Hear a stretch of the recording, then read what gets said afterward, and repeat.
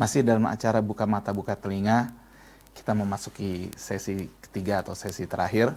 Bagi ikhwan akhwat yang ingin bergabung dalam acara kami, dapat memberikan SMS atau WhatsApp di 08 111 999 720.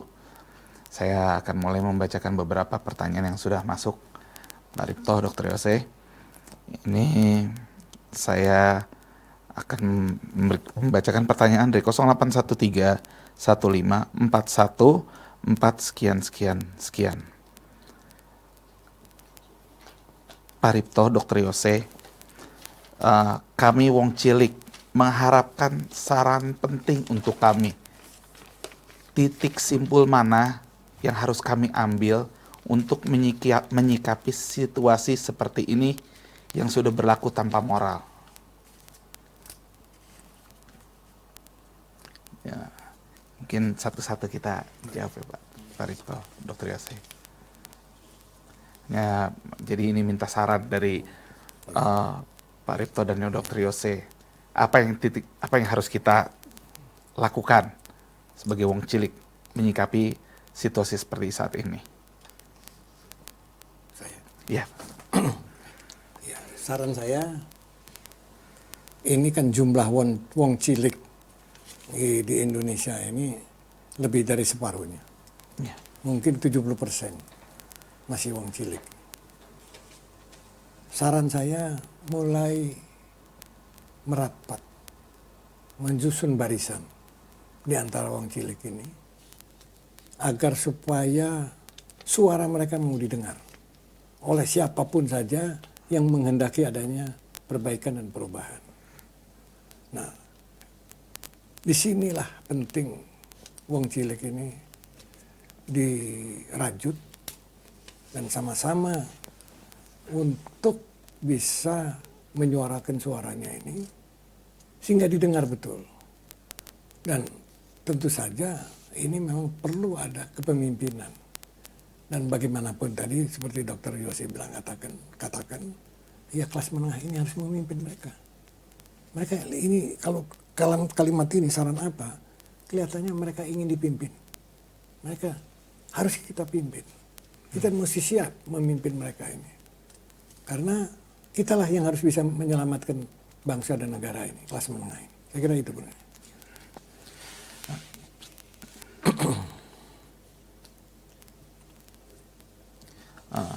Pertanyaan berikut ini masih berhubungan dengan penjelasan Dr. Yose. Pertanyaan dari 0896 3101 3 sekian. Negara kan punya RPJP rencana 25 tahun dan RPJMN rencana 5 tahun untuk merencanakan program. Bagaimana dokter mengatakan bahwa negara ini tidak ada perencanaan? Baik. Bappenas sebagai think tank-nya perencanaan negara ini itu pasti diisi oleh orang yang berkualitas lah.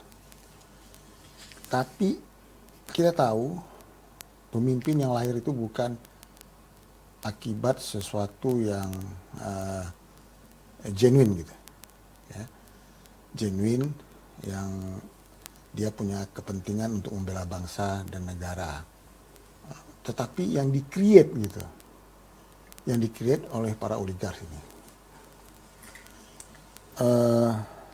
Sudah banyak terbukti sebenarnya, seperti yang dikatakan Pak Ripto tadi, akibatnya mereka menjalani proses hukuman. Ya, belum lagi kita bicara soal level tertinggi.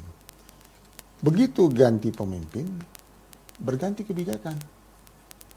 Makanya tadi garis bawah itu kita taruh di kalimat oligark. Gitu. Oligark inilah yang mengatur negara kita. Oligark inilah yang mengatur pemimpin-pemimpin kita. Nah, kebijakan yang akan dilakukan para pemimpin tergantung para oligark. Kalaupun ada perencanaan yang sudah dibikin, ya bisa belok kiri, belok kanan. Dok, tapi kan kalau misalnya dalam kita membangun suatu gedung kan ada detail engineering design.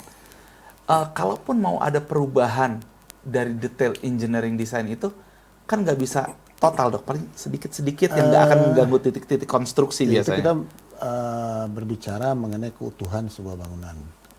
Kalau bicara keutuhan sebuah bangsa kan dimensinya lebih banyak, ya kan? Kalau bangunan tuh jelas pilar ya, pilar tuh nggak bisa dikurangi besi 11 menjadi 9 gitu kan. Semennya dikurangin, ya roboh bangunan. Nah begitu juga sebenarnya negara. Ya ada prinsip-prinsip yang tidak akan dia langgar gitu. Tetapi seperti misalnya penguasaan lahan, kemudian penguasaan hak untuk izin tambang, kemudian bagaimana mereka mengincar APBD dan APBN. Ini kan tidak bisa dibaca oleh rakyat, wong cilik gitu. Iya. Ini bisa dibaca oleh kelas menengah yang juga tersadarkan, tidak semua kelas menengah. Kelas menengahnya ada pula yang di comfort zone. Yang di comfort zone ini nggak terlalu itu dia. Selama masih nyaman. Selama masih nyaman, ya is okay gitu. Tapi kelas menengah yang tersadarkan bagaimana, itu tadi saya bilang kan negara ini luas, majemuk dan lain sebagainya, kita bersyukur. Nah, itu kalau dia sadar. Nah kalau yang di comfort zone, ya problem. Jadi tugas kita sebagai kelas menengah yang tersadarkan adalah memberitahu juga kelas menengah yang di comfort zone ini, kamu tuh nggak bisa tenang-tenang. Kalau kamu tenang-tenang, ya sekian tahun lagi anak cucu kamu problem. Jadi cara membacanya itu harus beberapa periode ke depan. Karena melihat permainan oligarki, ini garis bawah betul nih oligarki. Tidak main-main ini. Mereka mengokupasi semua kekuatan yang ada di Republik ini. Semua, saya katakan semua, nggak usah diterjemahkan. Ya kan? Ada yang bisa tidak mau, tapi ada juga yang zigzag. Ya, itu biasalah kan, dia zigzag, ya tiki-taka kayak Barcelona itu, ya kan. Nah, tapi yang mau total football kayak Belanda, ya Johan Cruyff, ya perlu orang-orang yang memang militan. Militan dalam arti kata begini loh, dia sadar betul negara ini penting, gitu, utuh, penting untuk anak cucunya. Bukan sekedar dia sekarang menikmati kehidupan yang nyaman, bisa berlibur, bisa makan di mall sambil selfie-selfie gitu. Ya. Tetapi coba lihat sekian tahun lagi ke depan. Gitu. Kalau lahan dikuasain, ya jelas dong. Untuk mendapat rumah aja orang susah nanti. Ya kan? Untuk bertani aja kita susah membebaskan tanah. Ini alhamdulillah di kampung-kampung, di daerah-daerah yang masih ada sawah-sawah tradisionalnya masih dikuasai oleh masyarakat karena ada hukum adat. Kalau nggak ada hukum adat, mohon maaf nih, seperti yang ada di Jawa, diambil sama mereka. Nah, yang di daerah-daerah itu bisa terpelihara karena ada hukum adat. Masih ada sistem-sistem tradisional yang memelihara keutuhan tanah gitu. Kalau nggak dijarah. Ada hak ulayat segala macam. Hak ulayat dan lain sebagainya gitu kan. Tanah ini penting. Zionis dengan Palestina itu perang gara-gara tanah yang dijanjikan kan. Nah, ada dua suku bangsa di dunia ini yang sangat eager persoalan tanah. Satu karena memang ada konsep teologinya. Satu lagi adalah karena konsep ekspansifnya. Nah, konsep ekspansif ini yang sekarang lebih dominan. Memandang sebuah negara jangan dipandang ini negara A, ini negara B, ya kan? Negara B ini di bawah kekuasaan para oligark dunia, negara ini enggak. Para oligark ini lintas negara. Nanamkan kakinya di mana-mana. Dan penguasa-penguasa yang mencoba melawan trouble. Kalau gitu oligark ini tidak peduli nasionalisme. Tidak peduli. Nasionalismenya hanya ada di dalam diri mereka yang susah kita bongkar. Dan sebenarnya kita tahu, ya, mereka punya ideologi yang mereka punya. Tapi satu lagi, duit ini hanya alat bagi mereka untuk berkuasa. Ya, ideologinya begitu, cara memandangnya gitu.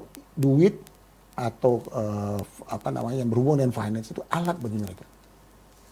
Ideologinya ada di belakang itu. Nah, yang bisa melawan itu adalah sebenarnya kan konsep yang ada dalam Islam. Ini kalau kita bicara sedikit religius lah ya.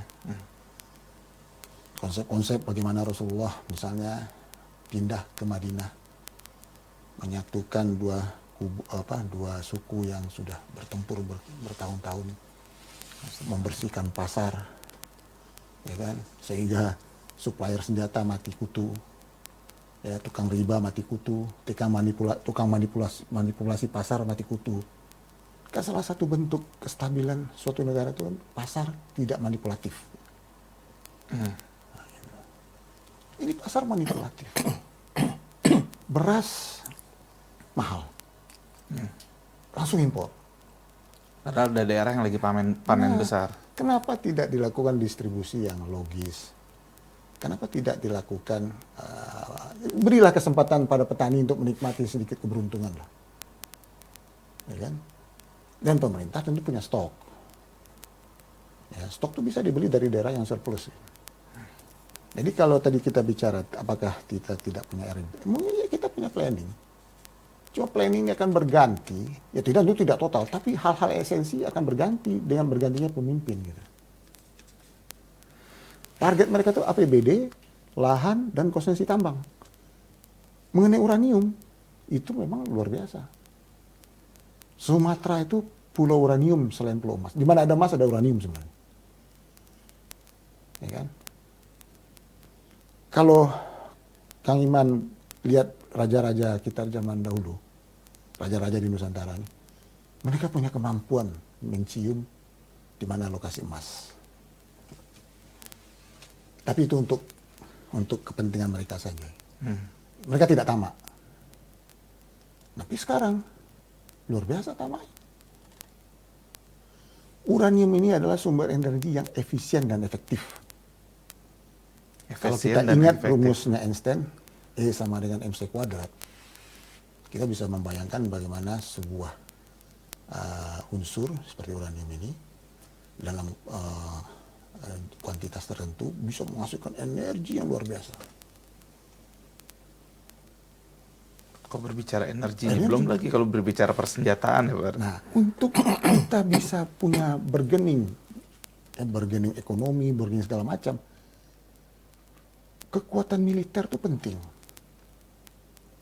Militer yang independen, militer yang betul-betul loyal kepada negara, dan mempunyai kekuatan penuh, itu penting. Kalau Kang Iman nonton film Watergate, bagaimana FBI dicoba diacak-acak oleh Nixon. Itu orang-orang FBI bertahan. Kami adalah lembaga independen untuk melacak kejahatan. Even dilakukan oleh Gedung Putih katanya. Nah kalau sekarang gimana? Siapa lembaga yang independen yang bisa melacak atau mengusut kejahatan yang dilakukan oleh penguasa tertinggi? Senturi lewat.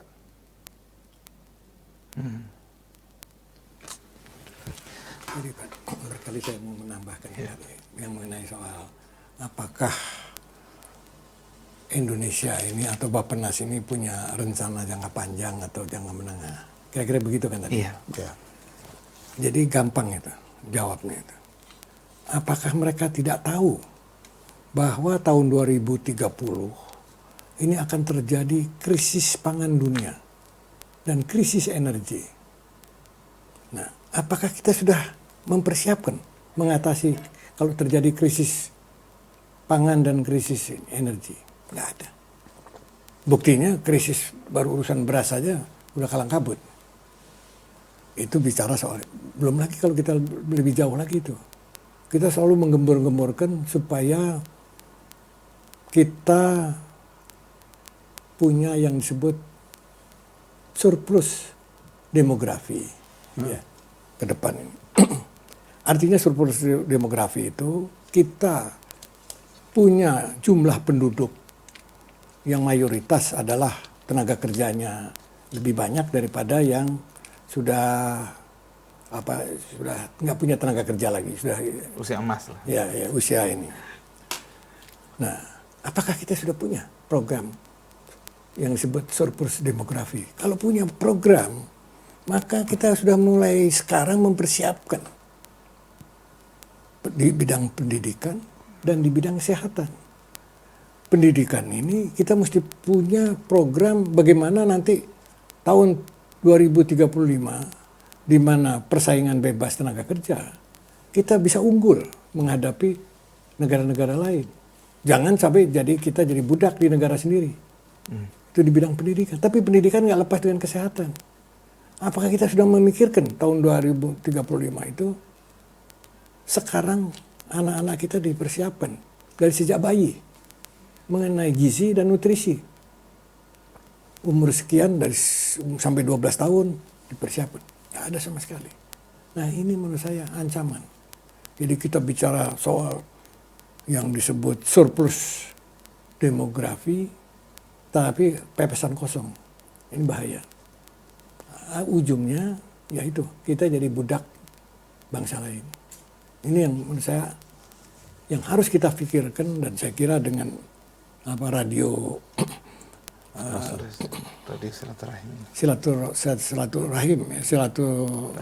silaturahim, maka ini perlu kita membuka mata dan telinga agar supaya masyarakat tahu ke depan ini kita ini jangan bicara-bicara soal yang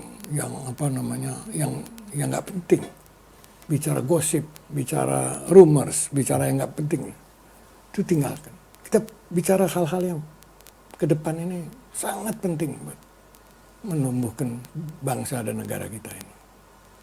Sehingga dengan demikian dari sekarang kita sadarkan masyarakat bahwa ini jalan sudah. Jangan sampai sekarang ini ribut soal pembangunan infrastruktur yang digembar-gemborkan, dibangun segala macam. Pertanyaannya adalah apakah itu betul murni untuk kepentingan nasional atau untuk kepentingan, jangan-jangan untuk kepentingan asing? Karena kita tidak luput dari adanya program yang disebut dari Cina One Belt One Road itu. Nah ini saya kira kita jangan sampai kita yang membangun, yang menikmati adalah ya yang sudah punya program yang disebut jalur sutra. Jilid 2 lah istilahnya. Ini yang kita nggak sadar. Tadi ekspansionis tadi. Satu bangsa, satu negara itu kalau bisa punya motivasi religius, ideologis, tapi juga ini ekspansionis. Saya melihat ini benih-benih ekspansionis. Kalau kita biarkan saja, ya kita ditelan habis. Jadi memang begitu luas yang kita mau bahas ini.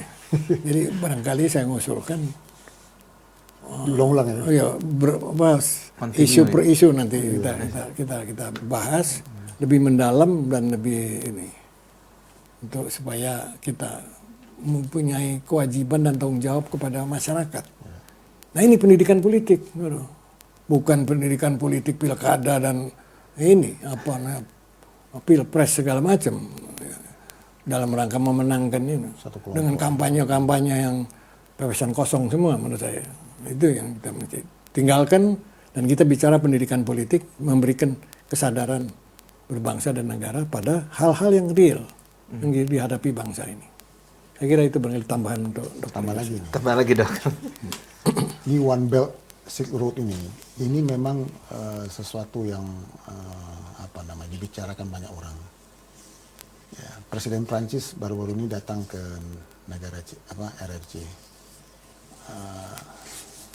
RRC menawarkan persoalan bagaimana membuka jalur sampai ke Paris itu. Prancis cukup hati-hati, ya, cukup hati-hati, karena dia tahu ada jumlah manusia besar, ya kan? Diaspora ini kan tidak gampang, tapi kalau orang udah gampang keluar masuk, terkoneksi dan lain sebagainya, nah okupasi jalan. Jadi begini, ini kalau kita bicara the shadow government misalnya ya. Kayak ini dong, dok, kayak perang yang kuda Troya itu ya. Ya masuk dulu ke dalam. Tapi melalui suatu program yang memang seolah-olah mantap gitu. Ada terkoneksi secara ekonomi, akan membuka daerah-daerah yang tertutup secara ekonomi menjadi lebih baik dan lain sebagainya. Ini kan menarik. Tetapi ingat, yang membuka itu sebuah negara dengan jumlah manusia besar, yang sumber daya alamnya tidak juga terlalu itu. Dan rising itu juga jangan dikatakan karena dia punya kemampuan mengembangkan ekonomi dan lain sebagainya. Itu karena adanya shift, adanya pergeseran dari orang yang memperalat Amerika untuk kepentingan dia bergeser ke Cina untuk jaga-jaga. Kalau Amerika trouble. Jadi dia main dua kaki. Sekarang di dua negara besar ini. Nah, One Belt Silk Road ini ya harus terkait dengan proyek-proyek yang sifatnya membuka jalur komunikasi. Makin terkoneksi suatu sistem, makin mudah the shadow government ini untuk mengokupasi sebuah daerah, negara, atau regional. Makin sederhana sebuah sistem, makin sulit bagi dia untuk mengokupasi. Itu rumusannya sebenarnya. Tapi kita tidak bisa bergerak ekstrim gitu. Ya, kita harus cari jalan tengah, terkoneksi, kita lebih mudah melakukan proses-proses pengaturan, administrasi dan negara dan lain sebagainya. Tidak terkoneksi, kita mengamankan negara kita dari okupasi. Nah, ini harus pemahaman ini harus dipunyai oleh seorang pemimpin yang punya visi gitu. Kan yang jadi dirijen ini pemimpin, walaupun taruhlah dikatakan ada DPR segala macam, tetap presiden yang memberi direction gitu. Ya kan? Nah, okupasi ini yang kita takuti. Jadi ada, kalau yang perlu digarisbawahi adalah oligarki okupasi. Nah, ini yang kita berikan penyadaran malam ini kepada publik. Pak Riko tadi sudah membuka kata-kata oligarki. Itu tepat sekali. Tepat sekali. Itu masuk dalam kerangka topik the shadow government. Ini yang kita bahas awal-awal dulu BNBT. Tapi cukup lama kita berhenti. Tapi untuk materi ke depan, kata-kata oligarki itu sangat pintu masuk yang jelas. Nah, satu lagi mungkin perlu dibahas, the Silk Road ini, One Belt ini. One Belt ini perlu dibahas agak lebih detail gitu ya. One Belt, One Road ya. One Belt, One Road. Obor. Mungkin terakhir saya akan menanyakan ke Pak Rikto, gabungan dari statement Dr. Yose dengan Pak Rikto.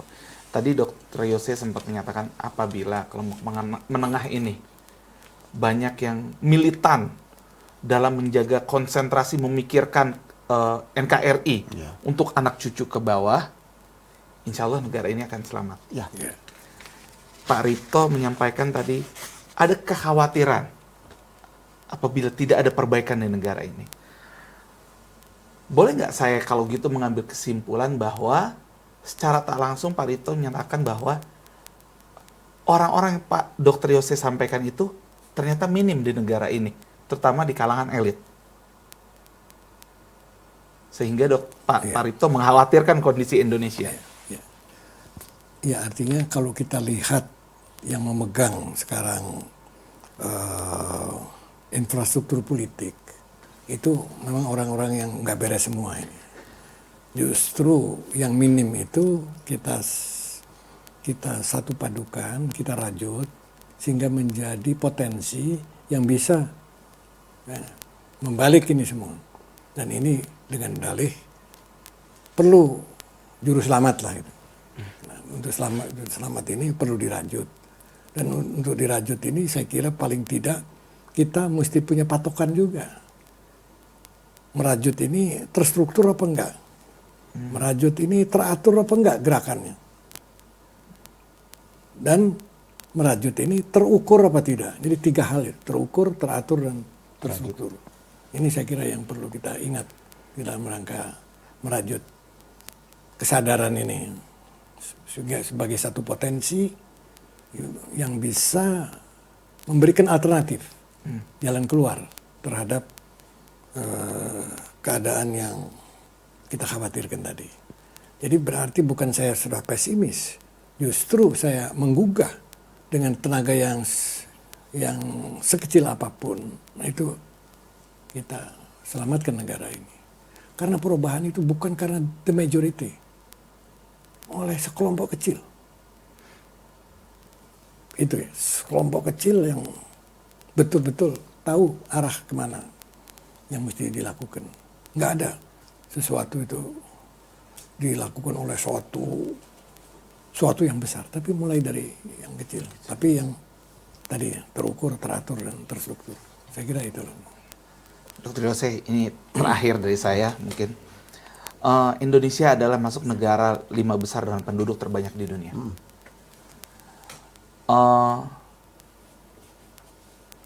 Tapi kalau dari pembincangan kita, ternyata Indonesia lebih dijadikan area permainan, area pertarungan, battlefield dari dua negara yang memiliki kepentingan. Sebenarnya Indonesia sangat punya potensi yang ikut bermain ya dok ya, atau yang jangan cuma jadi area pertarungan ya, dengan potensi masyarakat yang sedemikian besar, kekayaan Indonesia yang sedemikian kaya, lahan yang sedemikian luas. Sebetulnya tidak cuma area permainan aja di Indonesia seharusnya. Kita berbahagia bisa berbahasa satu Indonesia. Itu suatu kearifan yang luar biasa dari pendiri negara kita. Ada masyarakat Jawa yang dominan yang mau rela bahasa Melayu mau dijadikan sebagai dasar bahasa nasional. Ini kan kearifan. Ini potensi untuk merajut negara ini menjadi satu kesatuan. Tetapi kita butuh orang-orang, sekelompok orang, atau satu orang yang bisa mendirect negara ini untuk lurus sesuai konstitusi. Syukur-syukur dia mempunyai visi yang lebih jauh, lebih besar. Ya, bagaimana dia harus bermain di kancah internasional, bagaimana dia harus main sebagai penentu, bukan pengekor gitu kan. Bagaimana dia bisa berbicara di dalam konstelasi politik yang kalau kita lihat eye catching itu ya Timur Tengah lah misalnya. Ya, politik dunia ini kan sebenarnya terpusat Timur Tengah. Kemudian problem timbul di tempat lain kan. Nah itu bisa kita lakukan karena kita punya potensi. Tapi itu syaratnya tadi. Kita punya pemimpin, punya sekelompok orang. Betul kata Pak Rito, perubahan itu tidak dilakukan oleh massa. Tapi di-endorse oleh orang-orang yang punya soliditas, punya pemikiran yang jelas, konsep yang jelas, dan diterjemahkan dalam bahasa sesuai dengan audiens. Nah, itu. Ini penting, diterjemahkan dalam bahasa yang sesuai audiens. Bicara dengan orang cilik tentu nggak bisa kita bicara seperti ini. Tentu ada bahasa-bahasa yang lebih akomodatif. Gitu. Tapi berbicara dengan intelektual ya kita harus siapkan referensi. Ya kan? Berbicara dengan politisi ya kita siapkan penggorengan. Terima kasih banyak. Terima kasih banyak Pak Suripto, Dr. Yose. Semoga pendidikan politik ini akan terus berlanjut deh. Jangan berakhir di ini. Ini justru buka pintunya sekarang ya Pak Ripto ya, Dr. Yose ya. Kita mengingatkan masyarakat. Semoga masyarakat sadar, awareness-nya terlahir kembali. Dan kita dapat melakukan perubahan-perubahan positif untuk negeri ini. Sekali lagi, terima kasih banyak Pak Ripto, Dr. Yose. Saya akan tunggu pertemuan-pertemuan berikutnya dalam pendidikan politik kita dan acara Buka Mata, Buka Telinga. Ikhwan akhwat, tanpa terasa waktu sudah menunjukkan pukul 10:03. Berarti kita sudah di ujung acara. Terima kasih banyak atas waktu dan kesempatan yang Ikhwan akhwat berikan. Kami alhamdulillah Pak Ripto dan Dr. Yose memberikan pendidikan yang sedemikian dahsyat ini. Saya sampai sempat bingung juga mau bertanya apa gitu, kaget, seneng, sedih, bercampur aduk gitu ya.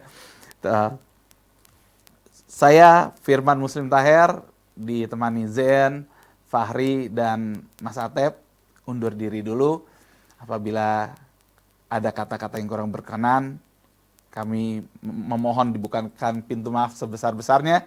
Subhanakallahumma wa bihamdika asyhadu an la ilaha illa anta astaghfiruka wa atubu ilaik. Wassalamualaikum warahmatullahi wabarakatuh.